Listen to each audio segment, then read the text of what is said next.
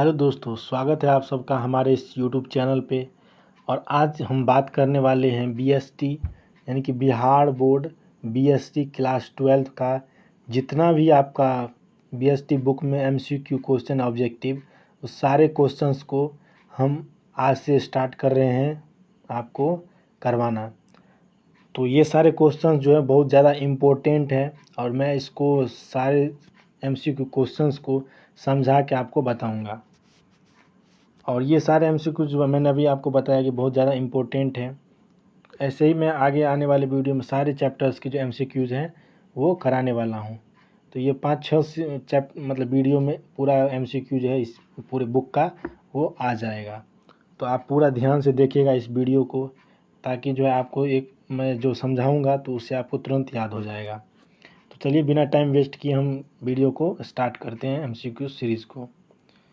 तो सबसे पहला क्वेश्चन जो है MCQ multiple choice question.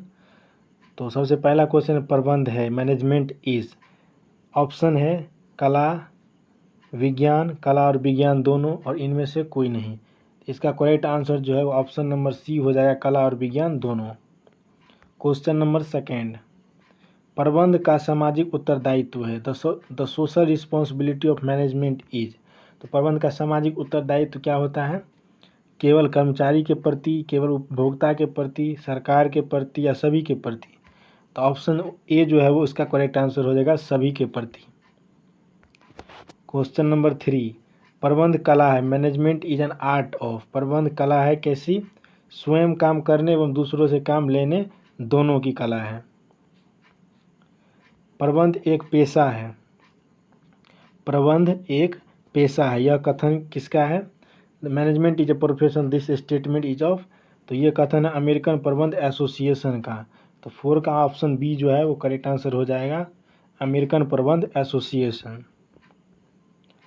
Question number 5, प्रबंध व्यक्तियों का विकास है, न कि वस्तुओं का निर्देशन। इसका हिंदी है, management is the development of man and not the direction of things, this statement is of. तो यह स्टेटमेंट किसने कहा था? तो यह स्टेटमेंट जो है लॉरेंस ए एप्ले ने कहा था। अब क्वेश्चन नंबर 6 देखते हैं आप। प्रबंध की प्रकृति है। तो प्रबंध की प्रकृति कैसी है? जन्मजात प्रतिभा तथा अर्जित प्रतिभा दोनों के रूप में। ऑप्शन सी जो है इसका करेक्ट आंसर हो जाएगा। क्वेश्चन नंबर 7, प्रबंध की सामाजिक उत्तरदायित्व की प्रकृति में लागू होता है, यानी कि in the nature of social responsibility of management apply. प्रबंध की सामाजिक उत्तरदायित्व में क्या लागू होता है? तो विक्रेता की सावधानी का नियम। ये क्वेश्चन बहुत ज़्यादा इंपॉर्टेंट है, ये बार बार पूछता है। क्वेश्चन नंबर 8, किसी भी देश के विकास में सबसे अधिक आवश्यकता है, यानी कि the foremost need of development in the country. किसी का देश, कोई भी देश जो है उसमें उसके विकास के लिए सबसे ज़्यादा इंपॉर्टेंट क्या है? कुशल प्रबंध की, यानी कि एफिशिएंट मैनेजमेंट। ऑप्शन सी इसका करेक्ट आंसर होगा। क्वेश्चन नंबर 9, उच्च स्तरीय प्रबंधक नियोजन पर अपने समय का भाग व्यय करते हैं, यानी कि टॉप लेवल मैनेजमेंट जो होता है। देखिए मैनेजमेंट में 3 लेवल होता है, एक top level, middle level and low level. तो 3 में होता है निम्न स्तर, मध्य स्तर और उच्च स्तर। सबसे ऊपर वाले स्तर जो होते हैं उसमें समय कितना खर्च होता है? तो 35%। अगर किसी योजना को बनाने में 35% जो है उसका समय का खपत होता है। क्वेश्चन नंबर 10, प्रबंध का सार है। ये क्वेश्चन भी बहुत ज़्यादा इंपॉर्टेंट है। ऑप्शन ए इसका करेक्ट आंसर होगा, समन्वय, कोऑर्डिनेशन। क्वेश्चन नंबर 11, प्रबंध उत्तरदायित्व का हस्तांतरण है क्योंकि इसमें डैश सम्मिलित है। इसमें क्या सम्मिलित है? मशीन सम्मिलित है। प्रबंध का कर्मचारियों को सर्वाधिक प्रेरणा देने वाला कार्य है। तो प्रबंध में जो है सबसे ज़्यादा प्रेरणा क्या देता है? मोटिवेशन। तो यहाँ पे अभिप्रेरण जो है ऑप्शन बी वो करेक्ट आंसर होगा। जॉर्ज आर टेरी के अनुसार प्रबंध के कार्य हैं। तो जॉर्ज आर टेरी के अनुसार प्रबंध के कितने कार्य हैं? 4 कार्य, 4। कुंटज ओडोनिल के अनुसार प्रबंध के प्रमुख कार्य हैं। तो कुंटज ओडोनिल के अनुसार जो है 5 कार्य हैं। समन्वय स्थापित किया जाता है, कोऑर्डिनेशन इज एस्टैब्लिश्ड बाय। तो ये कोऑर्डिनेशन किसके द्वारा एस्टैब्लिश किया जाता है? उच्च स्तर के प्रबंध द्वारा। समन्वय है आवश्यक। समन्वय स्थापित किया जाता है। समन्वय स्थापित किसके बीच किया जाता है? तो समूहों के मध्य, यानी कि समूहों के बीच, विभागों के मध्य, बिटवीन डिपार्टमेंट्स, प्रबंध एवं कर्मचारियों के मध्य, या उपयुक्त सभी के मध्य। तो इसका ऑप्शन डी होगा, उपयुक्त सभी के मध्य।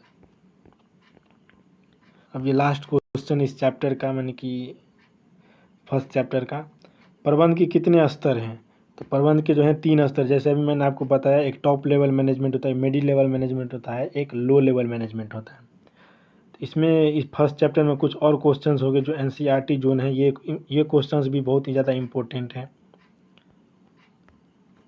तो चलिए फर्स्ट नंबर क्वेश्चन देखते हैं। कौन सा कार्य प्रबंध का कार्य नहीं है? तो देखिए प्रबंध का कार्य 5 होता है: नियोजन, संगठन, नियुक्तिकरण, निर्देशन और नियंत्रण। तो आप अभी मैंने आपको 5 कार्य बताया, इसमें से आप देख लीजिए कि कौन सा कार्य इसमें नहीं है। तो देखिए नियोजन होता है, नियुक्तिकरण होता है, नियंत्रण होता है, सहयोग जो है कोऑपरेटिंग वो नहीं होता है। क्या क्या बताया था मैंने? नियोजन, नियंत्रण, नियुक्तिकरण और संगठन, 5 हो गया। जिसमें जो है सहयोग नहीं है। यहाँ पे क्या पूछा था? कौन सा कार्य नहीं है? तो इसका सहयोग होगा ऑप्शन सी। प्रबंध 1, management is an art and science both, यानी कि कला और विज्ञान दोनों। क्वेश्चन नंबर 3, निम्न में से कौन सा प्रबंध का उद्देश्य नहीं है? तो निम्न में से प्रबंध का उद्देश्य क्या नहीं है? लाभ अर्जित करना, संगठन का विकास, रोजगार उपलब्ध कराना या नीति निर्धारण करना। तो देखिए ये सब जो है वो प्रबंध का कार्य उद्देश्य होता है, संगठन का विकास, लेकिन नीति निर्धारण जो है वो प्रबंध का कार्य नहीं होता है। नीति निर्धारण कार्य है, तो नीति निर्धारण किसका कार्य है? तो उच्च स्तरीय प्रबंधकों का कार्य है। कोऑर्डिनेशन, समन्वय क्या है? प्रबंध का सार है। क्वेश्चन नंबर 6, प्रबंध का पहला कार्य क्या है? तो ये भी आपको ऑर्डर याद रखना पड़ेगा: नियोजन, संगठन, नियुक्तिकरण, निर्देशन, नियंत्रण। तो पहला कार्य क्या हुआ? नियोजन। तो ऑप्शन बी जो है इसका करेक्ट आंसर होगा, प्लानिंग बी, नियोजन। तो चलिए अब हमको मतलब चैप्टर नंबर 2 पे आते हैं।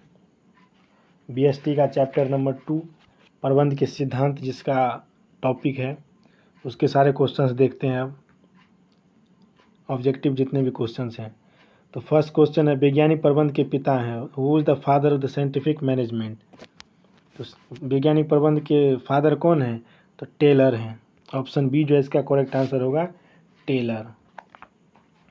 अब क्वेश्चन नंबर 2 पे देखते हैं, मानसिक क्रांति मूलाधार है। तो मानसिक क्रांति किसका मूलाधार है? वैज्ञानिक प्रबंध का। ऑप्शन ए जो है इसका करेक्ट आंसर होगा। क्वेश्चन नंबर 3, वैज्ञानिक प्रबंध में टेलर ने प्रयोग किए थे। तो वैज्ञानिक प्रबंध में टेलर ने क्या प्रयोग किया था? तो गति अध्ययन, थकान अध्ययन तथा समय अध्ययन, गति अध्ययन, थकान अध्ययन तथा समय अध्ययन, या इनमें से कोई नहीं। तो ऑप्शन सी जो है इसका करेक्ट आंसर होगा, गति अध्ययन, थकान अध्ययन तथा समय अध्ययन।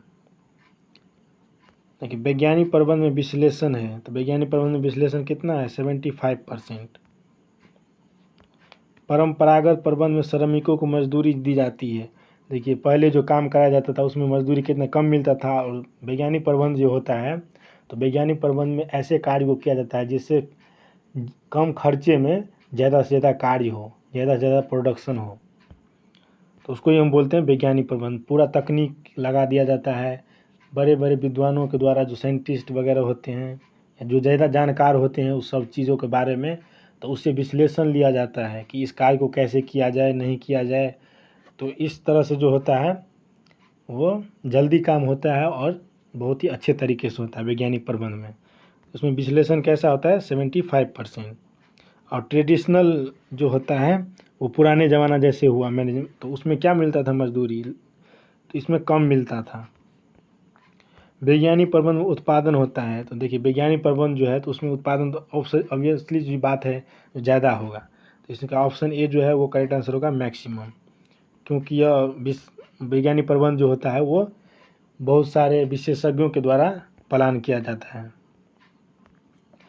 क्वेश्चन नंबर 7, वैज्ञानिक प्रबंध से लाभों में होती है। तो वैज्ञानिक प्रबंध से जो लाभ होता है उसमें क्या होती है? वृद्धि होती है, इंक्रीज होता है। वृद्धि मतलब बढ़ना।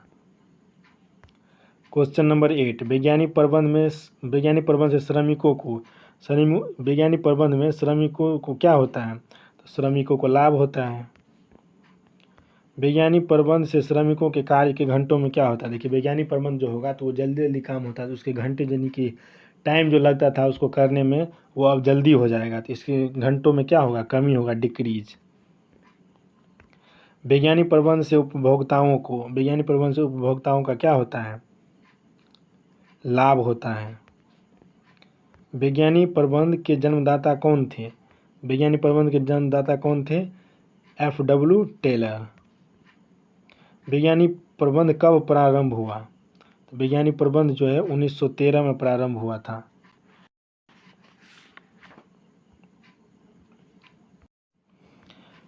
आइए क्वेश्चन नंबर 13 पे, हेनरी फ्यूल के प्रबंध के सिद्धांत हैं। तो हेनरी फ्यूल के प्रबंध के सिद्धांत कितने हैं? 14। हेनरी फ्यूल का जन्म हुआ था। तो फ्यूल का आप याद रखेंगे, फ्यूल F से चालू होता है, यहाँ पर आप देख सकते हैं F से चालू होता है, F फ्यूल, और इसका जन्म स्थान जो था फ्रांस था, F से फ्रांस। तो जब आप देखेंगे हेनरी फ्यूल, F से फ्यूल होता है और F से फ्रांस होता है। तो हेनरी फ्यूल का जन्म कब हुआ था? मतलब कहाँ हुआ था? तो फ्रांस में हुआ था। अब क्वेश्चन नंबर देखते हैं 15 नंबर क्वेश्चन क्या है? प्रशासनिक प्रबंध के प्रस्तुतकर्ता थे। तो प्रशासनिक प्रबंध के प्रस्तुतकर्ता कौन थे? तो प्रशासनिक प्रबंध के प्रस्तुतकर्ता थे फ्यूल। ऑप्शन ए जो है उसका करेक्ट आंसर होगा। क्वेश्चन नंबर 16 प्रबंध के सिद्धांत हैं। प्रबंध के सिद्धांत क्या हैं? देखिए, गतिशील होता है, लोचशील होता है, सार्वभौमिक होता है, या इनमें से सभी होता है। इसका ऑप्शन डी जो है वो करेक्ट आंसर होगा, इनमें से सभी। क्वेश्चन नंबर 17 प्रबंध के सिद्धांत नहीं है। Principle of management are not. तो प्रबंध के सिद्धांत कौन से नहीं है? तो सार्वभौमिक अभी बताता होता है, लचीले होते हैं, व्यवहारिक होता है, लेकिन संपूर्ण जो है एब्सोल्यूट वो नहीं होता है। तो ऑप्शन सी इसका करेक्ट आंसर होगा, एब्सोल्यूट। क्वेश्चन नंबर 18 क्या है? एक कार्य के निष्पादन के लिए प्रबंध को सर्वोत्तम रास्ता ढूंढना चाहिए। वैज्ञानिक प्रबंध का कौन सा सिद्धांत इस पंक्ति को व्याख्या करता है? यानी कि किसी काम को सर्वोत्तम रास्ता ढूंढकर करना चाहिए, ये वैज्ञानिक प्रबंध का कौन सा सिद्धांत जो है इसका व्याख्या करता है? तो इसका आंसर जो है ऑप्शन नंबर डी, बिहेवियरल, यानी कि व्यवहारिक, वो हो जाएगा। अब आते हैं NCERT जोन में उसका। तो प्रबंध के सिद्धांत नहीं है। तो प्रबंध के सिद्धांत जैसे अभी मैंने आपको बताया, सार्वभौमिक होता है, लोचफुल होता है, लोचपूर्ण होता है, व्यवहारिक होता है, और एब्सोल्यूट जो होता है वो नहीं होता है। इसका ऑप्शन सी जो है करेक्ट आंसर हो जाएगा, एब्सोल्यूट। क्वेश्चन नंबर 2 प्रबंध के सिद्धांतों की रचना किस प्रकार की जाती है? प्रबंधों के सिद्धांतों की रचना किस प्रकार की जाती है? How the principal of management form. तो देखिए, प्रबंध का जो सिद्धांत होता है उसकी रचना किसके द्वारा किया जाता है? प्रबंधकों के अनुभव द्वारा, by the experience of manager. निम्न में से कौन सा प्रबंध के सिद्धांत का महत्व नहीं है? तो कौन से कार्य मतलब जो है सिद्धांत नहीं है? तो कार्य कुशलता में वृद्धि। ऑप्शन ए को जो है, ऑप्शन ए 3 का वो करेक्ट आंसर हो जाएगा, कार्य कुशलता में वृद्धि, 3 का ए। क्वेश्चन नंबर 4 हेनरी फ्यूल था एक। तो हेनरी फ्यूल जैसे भी बताया था, हेनरी फ्यूल फ्रांस में जन्म हुआ था, और ये जो था माइनिंग इंजीनियर था, यानी कि खनन इंजीनियर।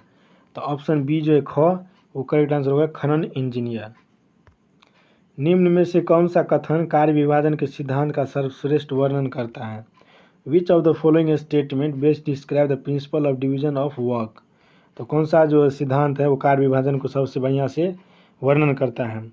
तो कार्य को छोटे छोटे भागों में बांटना चाहिए, श्रम का विभाजन करना चाहिए, संसाधनों को कार्यों का विभाजन करना चाहिए, या इससे विशिष्टीकरण होता है? तो 5 का जो आंसर है वो हो जाएगा डी, यानी कि इससे विशिष्टीकरण होता है।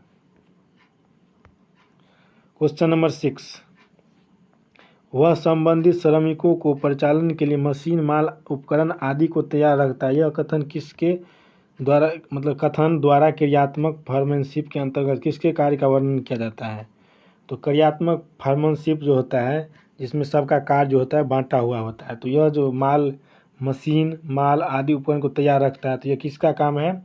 तो ये है टोली नायक यानी कि गैंग बॉस का काम। तो क्वेश्चन नंबर 6 का जो आंसर है वो हो जाएगा गो, टोली नायक।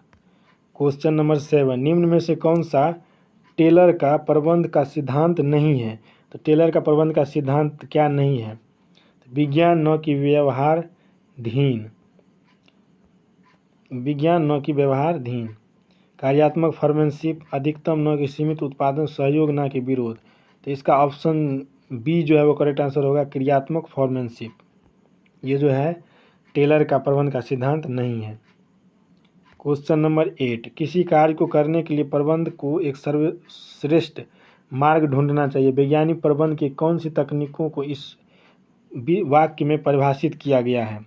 यानी कि management should find one best way to perform which technique of the scientific management is defined in this sentence. तो कौन सा है जो प्रबंध को सर्वश्रेष्ठ मार्ग ढूंढना यानी कि सही तरीके से करना? तो 8 का आंसर क्या हो जाएगा? ऑप्शन नंबर डी, पद्धति अध्ययन यानी कि मेथड स्टडी। तो जब हम किसी मेथड को स्टडी करेंगे उसके हिसाब से तभी हम सर्वश्रेष्ठ मार्ग जो है यानी रास्ता जो है ढूंढ पाएंगे। चलिए क्वेश्चन नंबर 9 पे, निम्न में से कौन सा कथन मानसिक क्रांति को भली भांति वर्णन करता है? तो विच of the following is the statement best describe mental revolution? मानसिक क्रांति को सबसे बढ़िया से डिस्क्राइब करता है। तो 9 का आंसर क्या होगा? इसमें रुझान में परिवर्तन निहित है। It implies change of attitude. Option A जो है इसका करेक्ट आंसर हो जाएगा 9 का। Question number 10, question number 10, Taylor एवं फ्यूल के संबंध में निम्न में से कौन सा कथन असत्य है? Which of the following statement is false about Taylor and Fayol? Fayol और टेलर के बारे में जो है इसमें कुछ ऑप्शंस दिए हैं, इसमें से कौन सा जो ऑप्शन है वो गलत है? तो चलिए हम देखते हैं ऑप्शंस को। फ्यूल एक खनन इंजीनियर था जबकि टेलर एक मैकेनिकल इंजीनियर था। तो फ्यूल तो खनन इंजीनियर था लेकिन टेलर जो था वो मैकेनिकल इंजीनियर नहीं था। फ्यूल के सिद्धांत विशिष्ट परिस्थितियों में लागू होते हैं जबकि टेलर के सिद्धांत सार्वभौमिक होते हैं। तो ये जो है ऑप्शन ख ये सही है। फ्यूल के सिद्धांत जो हैं वो विशिष्ट परिस्थितियों में लागू होते हैं जबकि टेलर के सिद्धांत जो है सार्वभौमिक होते हैं यानी कि हर जगह लागू होते हैं। और फ्यूल को जो सिद्धांत होते हैं वो हर जगह लागू नहीं होते, कुछ कुछ परिस्थितियों में ही लागू होते हैं। तो ऑप्शन बी जो है 10 का वो करेक्ट आंसर हो जाएगा। क्वेश्चन नंबर 11, प्रबंध के सिद्धांत मैनेजमेंट प्रिंसिपल्स आर। प्रबंध के क्या सिद्धांत हैं? स्टैटिक, डायनामिक यानी कि गतिशील, कठोर या सही? तो ऑप्शन ग जो है इसका करेक्ट आंसर हो जाएगा कठिन, रिजिड। चलिए आइए हम देखते हैं अब क्वेश्चन चैप्टर नंबर 3, बहुविकल्पीय प्रश्न, सही उत्तर को चुनिए। तो देखते हैं चैप्टर नंबर 3 को, अब उसका MCQ सारे करेंगे हम। तो चलिए शुरू करते हैं अब। तो नवीन आर्थिक नीति घोषित हुई थी। देखिए नई आर्थिक नीति जो था ना, जैसे हमारा 1991 से पहले जो था हमारा देश में ऐसा कंगाल यानी कि भूखी मरी या जो भी समझिए आप, आर्थिक स्थिति जो था हमारे देश का वो गिर चुका था, सबका कमाई रोजगार सब बंद हो चुका था। इससे जो था हमारा इकोनॉमिक कंडीशन जो था हमारे देश का, आर्थिक व्यवस्था वो कमज़ोर हो गया था बाकी देश से, जिससे हमारे रुपया का दाम जो था वो कम हो गया था। तो इन्हीं सब को देखते हुए उस समय के जो प्रधानमंत्री थे डॉक्टर मनमोहन सिंह, उन्होंने एक नई आर्थिक नीति लाई थी 1991 में, जिसमें एलपीजी को इंट्रोड्यूस किया था, यानी कि लाया गया था एलपीजी। आप इसको गैस वाला एलपीजी मत समझिएगा। एलपीजी का मतलब होता है, एल से होता है लिबरलाइजेशन, और लिबरलाइजेशन यानी कि लिबरलाइजेशन मतलब होता है उदारीकरण। तो उदारीकरण आया था लिबरलाइजेशन। LPG, पी का मतलब होता है प्राइवेटाइजेशन, प्राइवेटाइजेशन मतलब निजीकरण, और जी से होता है ग्लोबलाइजेशन, तो ग्लोबलाइजेशन मतलब होता है वैश्वीकरण। तो ये 3 आए थे LPG। तो मैं आपको बताता हूँ LPG का मतलब क्या होता है। तो LPG का मतलब है लिबरलाइजेशन, यानी कि देखिए जब नई आर्थिक नीति नहीं आई थी, तो जब हम कोई भी कंपनी स्टार्ट करते थे तो उसमें सरकार के बहुत सारे नियम कानून होते थे। तो नई आर्थिक नीति जो आई उसमें नियम कानून जो है उसको कम कर दिया, यानी कि प्रतिबंधों को कम कर दिया लिबरलाइजेशन में, उदारीकरण में। तो जिससे जो था लोग जो थे उस टाइम के, तो वो जो थे सो ज़्यादा से ज़्यादा बिजनेस करना स्टार्ट कर देंगे, क्योंकि अब उसको ज़्यादा रूल रेगुलेशन को फॉलो नहीं करना पड़ेगा। फिर उन्होंने LPG यानी कि पी का मतलब प्राइवेटाइजेशन का निजीकरण। तो देखिए 1991 से पहले बहुत सारे ऐसे काम थे जो कि सिर्फ सरकार ही करती थी और कोई कर ही नहीं सकता था, किसी को परमिशन ही नहीं था। लेकिन इसमें क्या किया प्राइवेटाइजेशन निजीकरण में, कि सरकार जो थे अपने काम वो पब्लिक को दे दिए, मतलब पब्लिक कंपनी को दे दिए कि वो भी कर सकता है। जैसे अभी रेलवे है, तो रेलवे सिर्फ अभी सरकार का मतलब परमिशन है उस पर। लेकिन पहले जो थे जैसे सिम कार्ड वाला हो गया, MTNL सब, तो ये सब अब जियो सब के पास आ गया है, जियो एयरटेल VI इन सब के पास आ चुका है ये प्राइवेटाइजेशन के नियम। तो इसमें क्या हुआ, जो सरकार के पास जो पावर थी वो अब प्राइवेट मतलब लोगों के पास में भी दे दिया गया। फिर होता है ग्लोबलाइजेशन, जी वैश्वीकरण। इसके अंतर जो था हमारे देश में बाहर के विदेश के आदमी जो थे वो व्यापार कर सकते थे, और हमारे देश के आदमी जो थे वो बाहर व्यापार कर सकते थे। तो ये नियम बनाया गया LPG। तो आपको समझ में आ गया होगा।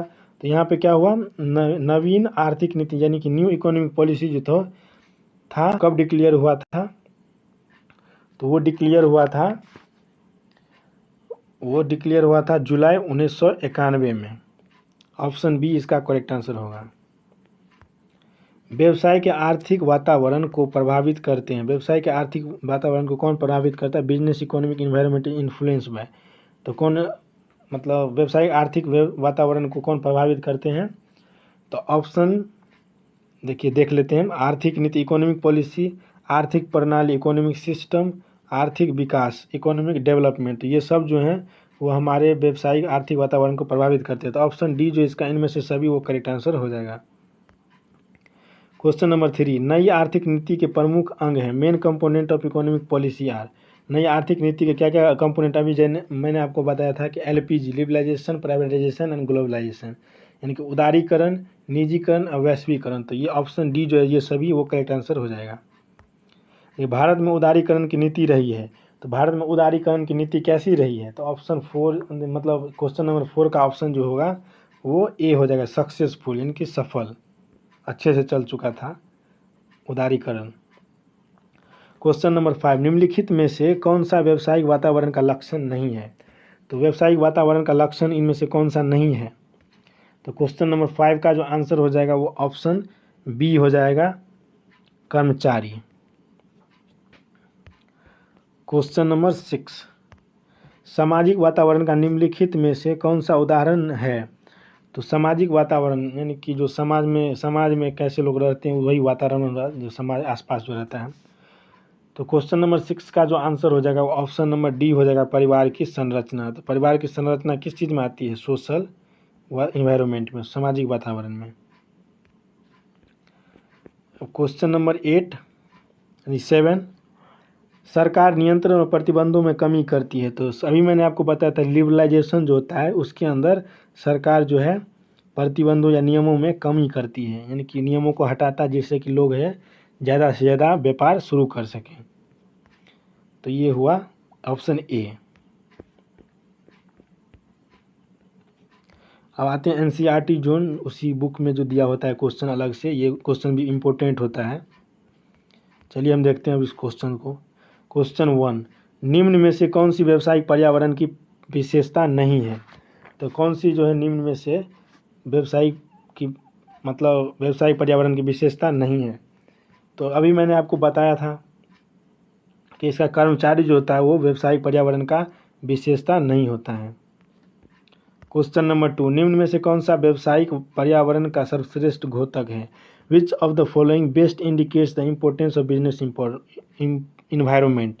तो सबसे मतलब व्यावसायिक पर्यावरण का सर्वश्रेष्ठ घोतक सबसे पहले इंडिकेट कौन करता है? बढ़िया इंडिकेट तो पहचान करना, आइडेंटिफिकेशन, निष्पादन करना, हो रहे परिवर्तनों का सामना करना, ये सभी।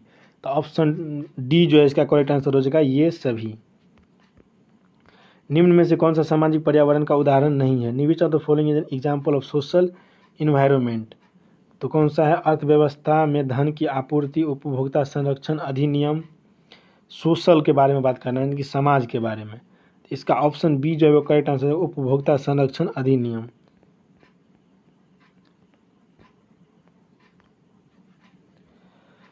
Question number 4। अच्छा ओके। क्वेश्चन नंबर 3 जो है मैंने पूरा ऑप्शन ही नहीं पढ़ा। निम्न में से कौन सा सामाजिक पर्यावरण का उदाहरण है? अर्थव्यवस्था में धन की आपूर्ति, उपभोक्ता संरक्षण अधिनियम। और 2 क्वेश्चन मतलब ऑप्शन इधर भी है, देश की संरचना या परिवार का संगठन। तो सोशल के बारे में बात कर रहा है, तो परिवार का संगठन जो है वो करेक्ट हो जाएगा, ऑप्शन डी। उदारीकरण का अर्थ है लिबरलाइजेशन मीन्स, अभी मैंने आपको बताया था लिबरलाइजेशन मतलब जिसमें सरकार जो प्रतिबंधों को यानी कि नियमों और जो कानून है उसमें कमी करती है, यानी कि हटा देता है प्रतिबंधों को। तो ऑप्शन देख लेते हैं, अर्थव्यवस्थाओं के बीच एकात्मकता, सरकारी बाध्यताओं व संसाधनों में कमी, योजनाबद्ध विनिवेश नीति यानी कि पॉलिसी ऑफ प्लान डिसइन्वेस्टमेंट, या इनमें से कोई नहीं। तो ऑप्शन बी जो है इसका करेक्ट आंसर होगा, सरकार की बाध्यताओं एवं संशोधन में कमी। 5 नंबर क्वेश्चन, निम्न में से कौन सा सरकारी नीतियों में परिवर्तन का व्यवसाय एवं उद्योग पर प्रभाव का वर्णन नहीं करता है? तो कौन नहीं करता है? तो ऑप्शन जो है इसका देख लेते हैं, ग्राहकों की बढ़ती मांग, प्रतियोगिता में वृद्धि, कृषि में परिवर्तन या बाजार मूल्य कता। तो कौन सा प्रभाव नहीं करता? ये सब तो प्रभाव करता है, लेकिन कृषि में जो परिवर्तन होता है एग्रीकल्चर यानी कि खेती में, वो प्रभाव नहीं करता है। तो ऑप्शन सी जो है इसका करेक्ट आंसर होगा 5 का। क्वेश्चन नंबर 6, भारत में नवीन आर्थिक नीति लागू की गई थी। तो मैंने आपको बताया था कि 1991 जो है उसमें लागू किया गया था। ऑप्शन ख जो है यानी कि बी वो करेक्ट आंसर हो जाएगा। तो दोस्तों आज हमने देखा चैप्टर 1 से लेकर 3 तक का MCQ क्वेश्चन, और ये सारे क्वेश्चन जो है बहुत ज़्यादा इंपॉर्टेंट क्वेश्चन हैं, तो आप इनको ज़रूर याद कर लीजिएगा। आई होप कि आपके पास बुक होगा तो आप बुक को भी पढ़िएगा सब्जेक्टिव के लिए, और जब आप इसको क्वेश्चन को अपने बुक से करिएगा ना तो आपको और भी क्लैरिटी होगा, याद जल्दी होगा आपको मतलब क्वेश्चंस का आंसर। तो आई होप कि आपको ये वीडियो पसंद आया होगा। वीडियो पसंद है तो वीडियो को लाइक कीजिए, शेयर कीजिए और चैनल को सब्सक्राइब कीजिए। मिलते हैं किसी नए वीडियो के साथ। अगर आपको इसका PDF चाहिए तो आप हमारे टेलीग्राम चैनल को ज्वाइन कर सकते हैं, वहाँ पे हम इसका PDF जो है अपलोड कर देंगे। तो थैंक यू।